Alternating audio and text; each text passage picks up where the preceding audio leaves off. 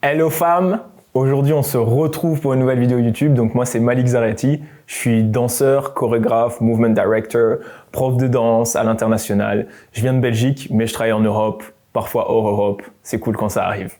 Aujourd'hui on parle d'un sujet qui est comment gagner une compétition de danse. C'est un sujet qui revient beaucoup, c'est des questions qu'on me pose beaucoup et je trouve qu'il y a certains éléments qui sont assez évidents quand on a l'expérience, mais qui ne le sont pas peut-être pour des personnes qui débutent ou qui ne sont pas apparentées à ce genre d'événement. La première chose, c'est pourquoi faire des concours. Avant même de parler de comment gagner un concours de danse, on veut parler de pourquoi les faire, parce que c'est un terrain de jeu gratuit pour s'entraîner en tant que chorégraphe. Ça veut dire que, comme pour tout, s'il vous faut 10 ans pour être un bon danseur, il va vous falloir 10 ans pour être un bon chorégraphe. Donc il faut commencer quelque part et il faut s'entraîner. Les compétitions, c'est le meilleur endroit, parce que vous avez déjà une salle, vous avez déjà des lumières, vous avez une scène et vous avez une audience. Donc par opposition à vous-même devoir créer un spectacle, trouver une salle, payer la location de la salle, démarcher l'audience, créer du marketing pour avoir les gens qui viennent. En fait là, on vous offre déjà tout ça sur un plateau d'argent et vous avez juste à payer une inscription. Et ça, c'est très important parce que ça nous permet de dissocier l'angle d'attaque avec lequel on va à la compétition. On ne va pas à la compétition pour gagner. On va à la compétition pour pouvoir promouvoir et présenter son travail devant une audience qui est déjà dans la niche qu'on a choisie, dans laquelle on a choisi de performer. Ça va être notre angle d'attaque pour toute la vidéo. En parallèle à ce que je viens d'énoncer pour les concours de danse, dans mon point de vue, on va du coup plutôt viser les concours qui sont ouverts artistiquement, en opposition aux concours qui sont un peu plus fermés en termes de réglementation. Donc je parle surtout des concours où on va avoir l'imposition de styles de danse, où on va devoir faire 2x8 d'un tel style, 2x8 de popping, 2x8 de locking, 2x8 de house. Je vais personnellement privilégier les concours qui sont plus ouverts artistiquement, simplement parce que je trouve ça plus pertinent dans la démarche avec laquelle on vient aujourd'hui, et surtout parce que avant d'être fan de danse, j'étais fan d'art, et j'aime la vision artistique avant d'aimer la vision culturelle. Mais c'est très personnel. On va aussi toujours aborder une mécanique vraiment essentielle dans la chaîne YouTube, c'est la capacité de se mettre à la place des autres, la capacité de comprendre l'état émotionnel des personnes avec qui on interagit, parce que si on n'est pas capable de comprendre, d'analyser et de complètement ressentir cet état émotionnel, on n'est pas capable non plus de comprendre ce qu'on peut offrir à ce public. Et donc aujourd'hui, quand on parle de concours de danse, on va également essayer de comprendre l'état des juges, qu'est-ce que ça signifie être juge et comment les juges procèdent. J'ai surtout eu des résultats concrets au moment où moi-même je suis devenu juge. Parce que tu te retrouves de l'autre côté, tu comprends comment ça fonctionne et tu as un autre point de vue, une autre vision sur tous les aspects qui englobent ce qui se passe pendant l'événement. Mais ce que je vais vous dire, ça peut être adapté à tous les événements et surtout à toutes les niches. Donc c'est pas juste pour la danse. Ici on parle de danse, mais de manière générale, tout ce que j'ai appris en termes de concept, de comportement, de mécanique de vie, tu peux l'appliquer à chaque secteur de la vie, ça reste parce que ce sont des lois universelles. Et c'est des lois universelles qu'on va pouvoir appliquer dans chaque secteur. Si on se met dans la peau d'un juge, il faut vraiment vous dire que le juge, il est assis à une table. Selon comment se passe l'organisation, parfois il n'est pas hyper bien traité. Ça dépend vraiment de tes standards, de ce que tu mets dans ton contrat, de comment l'organisation se passe sur le moment, de quel pays. Ça dépend d'énormément de facteurs. Donc dites-vous que le juge déjà, il va être assis sur une chaise avec une petite table pendant plusieurs heures. Et qu'en plus de ça, il va voir plein de groupes qui se ressemblent et qui pour la plupart vont présenter la même chose ou avec des légères modifications. Et dès qu'on comprend ça, on comprend que ce qu'on veut avoir dans cette démarche, c'est se faire remarquer. Si on voit 120 teams sur la journée et que les 120 teams se ressemblent, on va être la team qui va se démarquer du panel, on va être la team dont les gens vont se souvenir, dont les juges vont se souvenir. En termes de track record entre 2019 et 2026, sachant qu'il y a toute la période Covid qui a fortement ralenti les événements, on a été 6 fois sur podium avec The Movement Theory, toujours pour soit de premier, soit de deuxième dans le classement. Certaines fois, une fois, j'étais en solo, c'était en Italie. Le reste du temps, c'était toujours en collaboration, donc il ne s'agit pas que de moi, il s'agit de la team. Et j'ai souvent, voire quasi toujours chorégraphié avec Max Lucaina, Maximus. Vous avez ses réseaux, c'est Max Lucaina, vous pouvez aller vérifier.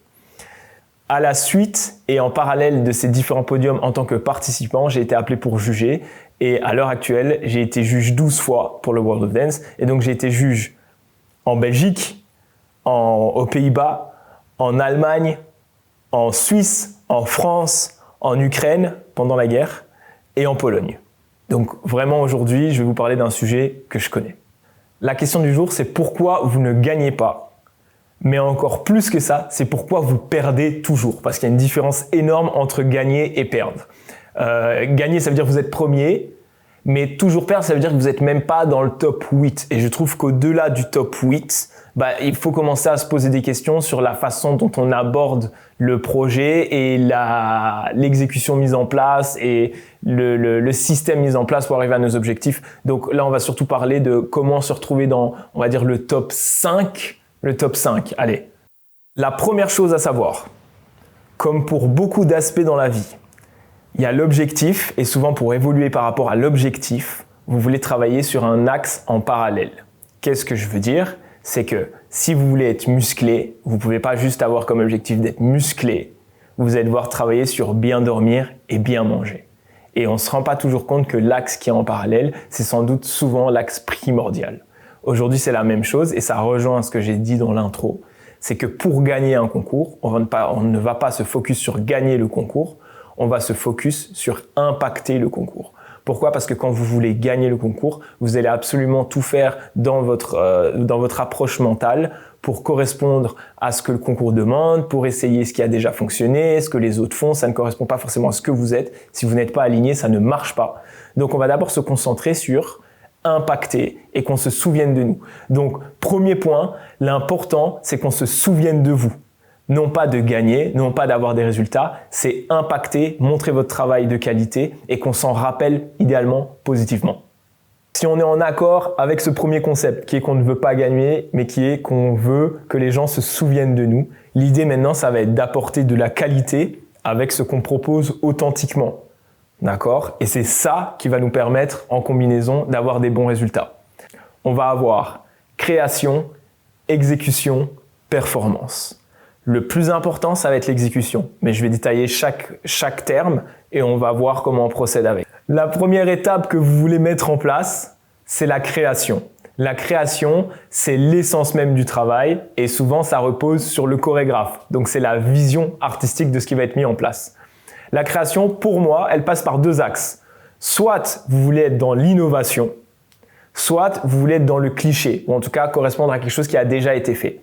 Si on est dans l'innovation, qu'est-ce que c'est l'innovation? C'est combiner des éléments qui existent déjà pour créer de nouvelles combinaisons. Pourquoi? Parce qu'on ne crée rien à partir de rien, on crée toujours à partir d'éléments qui existent déjà. Le cerveau humain n'est pas capable d'imaginer quelque chose qui n'existe pas. On est d'accord? Donc, vous voulez prendre des éléments qui existent déjà, mais les combiner pour avoir une nouvelle association qui, elle, peut-être n'a jamais été vue. À une certaine époque, vous prenez le b-boying, la musique classique, les deux ensemble, ça crée une nouvelle association et ça fonctionne super bien. Eh ben, on veut être dans ce registre-là. Attention quand vous allez dans l'innovation. Si vous allez trop loin, d'accord, si c'est quelque chose que les gens n'ont pas l'habitude de voir, ça ne va pas être compris. Ça veut dire qu'au début, quand vous présentez cette innovation, ça doit être très très petit dans le spectre d'avancement et d'approfondissement de cette innovation. Sinon, ça va être trop perché pour que les gens comprennent. Donc, tu dois commencer petit et puis au fur et à mesure, les amener dans ton univers. Si tu ne fais pas ça, tu choisis l'axe de ce qui a déjà été fait. Je l'appelle l'axe cliché, mais c'est pas forcément cliché. Ça peut être juste l'axe culturel. Qu'est-ce que ça veut dire? Ça veut dire que si tu choisis de faire du hip-hop, tu fais du hip-hop. Tu fais du hip-hop. Tu vas essayer d'être le number one en hip-hop. Tu vas apprendre ce qu'est la culture hip-hop, tu vas te renseigner, tu vas étudier, tu vas aller chercher les musiques, tu vas aller chercher l'histoire, tu vas aller chercher les noms, la culture, tu vas embrasser la culture et tout ce que tu es va embrasser cette culture et tu vas le faire à fond et tu vas le faire bien. Tu choisis un de ces deux axes-là. En général, moi j'ai choisi l'axe innovation. On parle de la création, on parle du chapitre création. Qu'est-ce qui va nous importer dans ce chapitre création? La DA générale de la pièce. Qu'est-ce que j'entends par DA général de la pièce? C'est le concept. Attention, le concept, c'est différent de storytelling. Vous n'avez pas besoin d'avoir un storytelling qui va d'un point A à un point Z avec toute une histoire entre les deux et on est en train de raconter une histoire. C'est pas ça. L'art, c'est aussi procurer des sensations sans avoir besoin de comprendre exactement tout ce qui se passe dedans. Donc, on doit se concentrer sur un concept qui est pas forcément palpable en termes de storytelling. Vous pouvez faire un storytelling si vous voulez, mais l'important, c'est d'avoir un concept. Le concept, ça ne sert à rien d'aller faire un concept qui a déjà été fait 1000 fois, qu'on a vu partout et qui n'apporte rien de nouveau. Il faut vraiment réfléchir à ce qu'on a à offrir de nouveau à l'audience. Dans ce concept, Ce qu'on veut apporter, encore une fois, ce sont des sensations, des émotions, un univers. On veut être dans la création d'un univers. C'est ça le concept. Le concept, c'est pas juste on s'habille en ouvrier et on fait une pièce sur les ouvriers qui travaillent sur l'autoroute. C'est pas ça un concept. Un concept, c'est la création de l'univers global. C'est pas juste les costumes. Dans cette DA générale, vous allez avoir la DA musicale. Qu'est-ce que j'entends par DA musicale? Ça veut dire d'avoir une ligne directrice. Si vous mettez 10 musiques en 2 minutes et que ça n'est pas en lien avec la DA générale de la pièce, ça ne fonctionne pas. Et je sais pourquoi ça c'est fait. C'est fait, vous mettez ça en place parce que vous l'avez vu sur d'autres teams, vous l'avez vu sur d'autres chorégraphes. Mais l'idée, c'est pas d'aller chercher le travail de quelqu'un d'autre. L'idée, c'est de développer votre propre travail. Donc, on n'est pas là pour faire du copier-coller de quelqu'un d'autre. On est là pour trouver ce qui vient de nous, ce qui est déjà en nous et comment on peut l'approfondir et le montrer au public et au monde. Donc, dans la création d'un univers, l'univers musical, c'est la priorité. On veut avoir une ligne directrice. Si vous mettez 2 sons, 3 sons, c'est des sons qui vont ensemble. C'est des sons qui sont cohérents. On va parler de cohérence. En fait, toute la pièce, elle doit être cohérente. Le mot cohérence, cohérence, cohérence, cohérence, cohérence. Si vous n'avez pas de cohérence, ça ne sert à rien.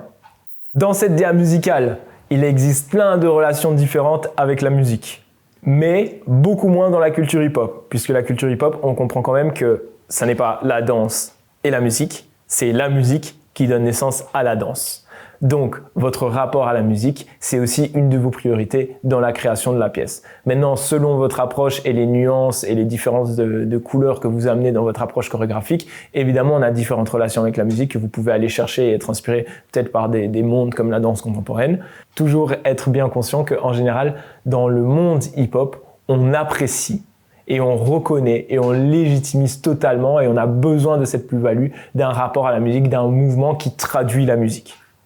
En plus de tout ça, vous voulez une structure chorégraphique intéressante. Donc, est-ce que la structure chorégraphique, elle est juste frontale? Est-ce que vous utilisez les directions? Est-ce que vous utilisez l'équilibrage scénique? Donc, est-ce que tu vas à différents endroits de la scène? Est-ce qu'il y a des déplacements? On va parler de position, placement, déplacement. Est-ce qu'il y a des différences de niveau? Est-ce qu'il y a des effets? Est-ce qu'il y a des canons? Toutes les idées en fait de layers, donc les couches chorégraphiques que tu peux rajouter sur le matériel de base. Idéalement, la façon dont moi je travaille, c'est que d'abord, on crée le matériel chorégraphique. Donc, on crée tous les mouvements. Et puis, on va faire les placements. Et puis, à partir des placements, on va créer des déplacements. Et puis, à partir des placements et des déplacements, à chaque fois, on va rajouter. Donc, toutes les idées viennent pas d'un coup. C'est au fur et à mesure que tu construis la pièce, tu dis « Ah, à cet endroit-là, je pourrais rajouter un élément. À cet endroit-là, je pourrais rajouter un élément. » Comme pour tous les aspects de la vie, vous n'avez pas besoin d'avoir la bigger picture directement. Il faut vous mettre en marche, step by step. Et à chaque fois que tu avances sur le chemin, tu as de nouvelles idées qui viennent. Mais il faut commencer par quelque chose. Donc, ça sert à rien de vous dire « Je sais pas par où commencer. » Vous devez juste commencer. Et au fur et à mesure, vous allez avoir de meilleures idées chorégraphiques qui vont apparaître dans le processus.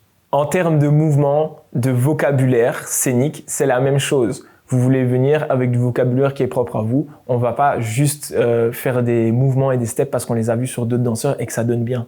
On vient sur scène pour partager, et on en parlera dans le secteur performance, on vient sur scène pour partager un vécu.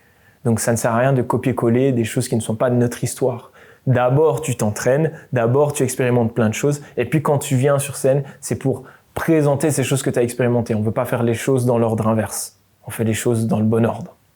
Donc, quand tu viens avec du vocabulaire, tu veux que ton vocabulaire il soit pertinent, qu'il soit propre à toi, qu'il soit intéressant. Si tu as décidé de prendre un axe culturel qui soit cohérent et respectueux vis-à-vis de la culture, et même si tu as choisi un axe d'innovation, que dans ton axe d'innovation, lorsqu'il y a des influences culturelles, tu respectes aussi ces influences culturelles et que tu essaies toujours d'être logique, cohérent, innovant, pertinent. Et c'est beaucoup de paramètres à mettre ensemble, mais c'est ça la combinaison parfaite pour aller là où on veut.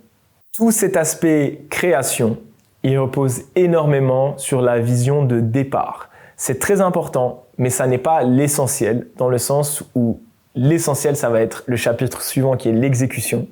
Et vous pouvez avoir un axe qui est moins créatif, vous pouvez être un peu moins dans la création, moins dans l'innovation. Si l'exécution est extrêmement bien réalisée, ça va combler ce manque-là.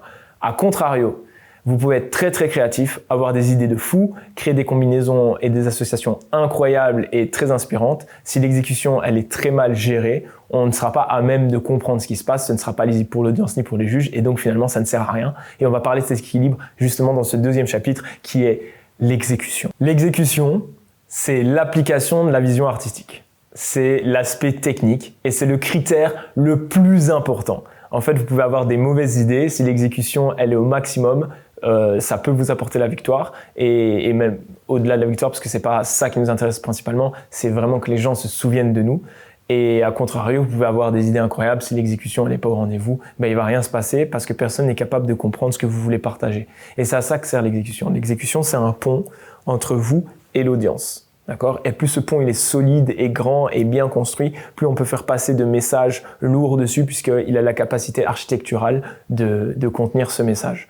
L'idée, finalement, c'est de savoir exactement ce que vous faites pour pouvoir le communiquer. C'est comme quand vous parlez. Si je ne suis pas capable d'avoir, c'est dans les deux sens. Si ma pensée, elle n'est pas claire, c'est beaucoup plus difficile de l'articuler et de la communiquer à des gens et à une audience. Et à contrario, peut-être que ma pensée, elle est incroyable, mais si je suis pas dans la capacité de la communiquer, eh bien, je pourrais jamais faire passer mon message et peut-être que j'ai des idées pour faire avancer le monde, pour révolutionner l'humanité. Mais si je suis jamais capable d'articuler ces idées correctement, eh ben, mes idées, elles servent à rien. Dans l'exécution, on va parler de mouvement. Ma première question et souvent le feedback que je donne au team, et souvent dans un concours, le feedback c'est toujours le même. Chaque team, tu peux donner quasiment le même feedback qui est l'exécution et donc en premier lieu les mouvements. Quel est le mouvement exact ? Et on est d'accord qu'un mouvement c'est pas juste une image fixe, mais si on découpe la chorégraphie en images fixes, en photos, quelles sont les formes exactes ? Est-ce que chaque danseur est conscient de la forme qu'il doit faire ? Est-ce que chaque danseur fait exactement la même forme ? C'est ça qui permet d'être propre finalement et d'être raccord sur l'exécution.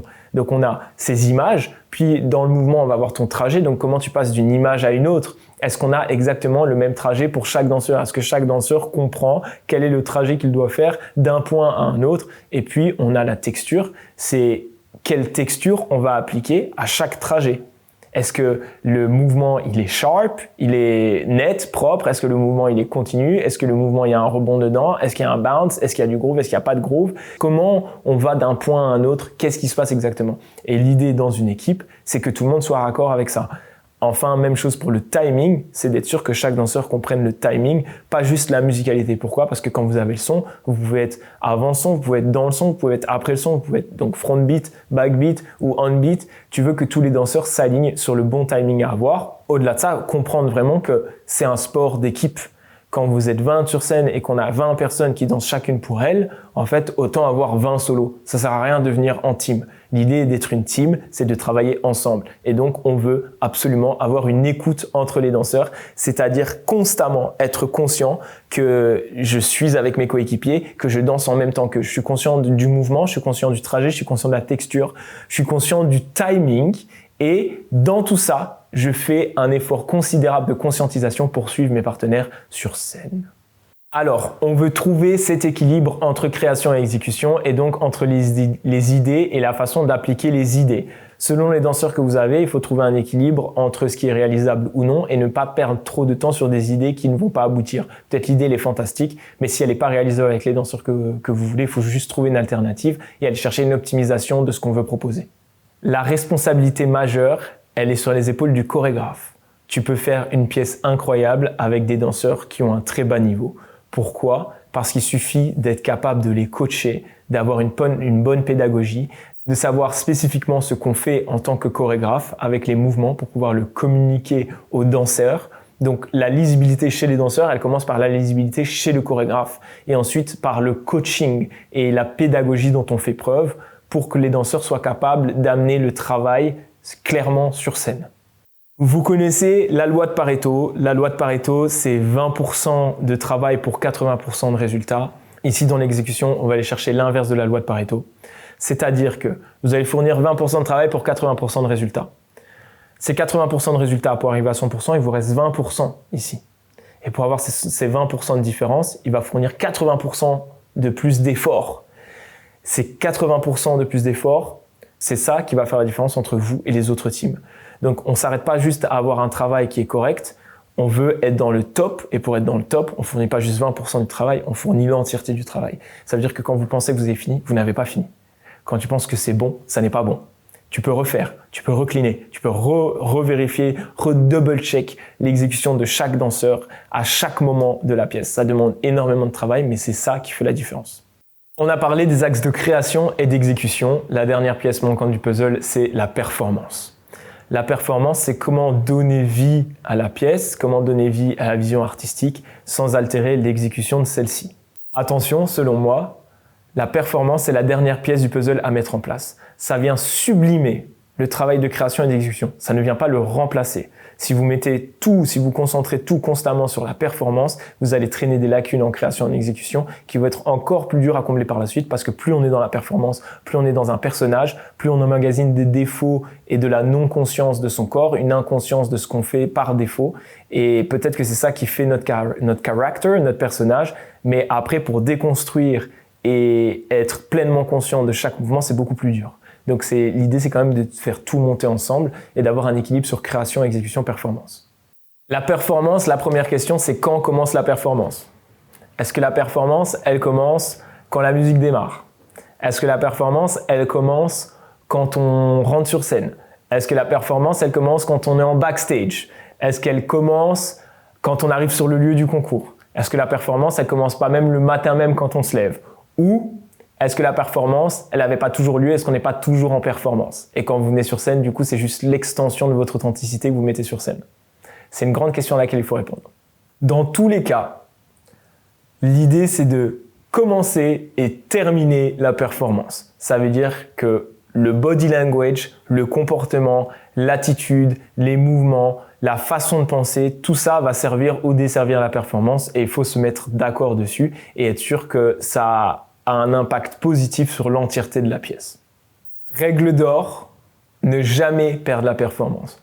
Peu importe ce qui se passe sur scène. Vous trébuchez, vous tombez, les gens se trompent. Tu gardes la performance du début à la fin. Peu importe c'était quand le début, peu importe c'est quand la fin. La performance, c'est à partir du moment où tu l'engages, la règle d'or, c'est de ne jamais l'arrêter.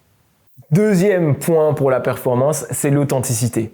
Le problème de beaucoup de pièces, c'est de venir et de présenter un travail qui ne vous représente pas en essayant, comme j'ai dit précédemment, de copier-coller le travail de quelqu'un d'autre ou d'essayer de faire ce qui fonctionne.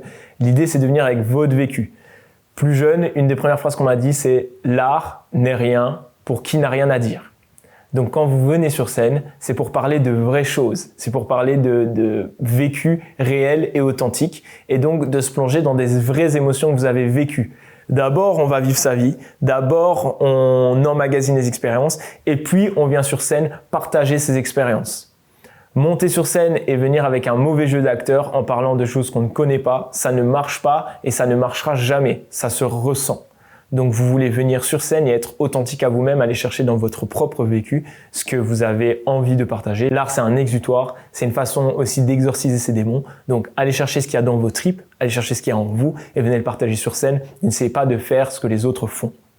Si on peut résumer la performance, vous voulez ne jamais l'arrêter, l'embrasser pleinement et le faire avec authenticité.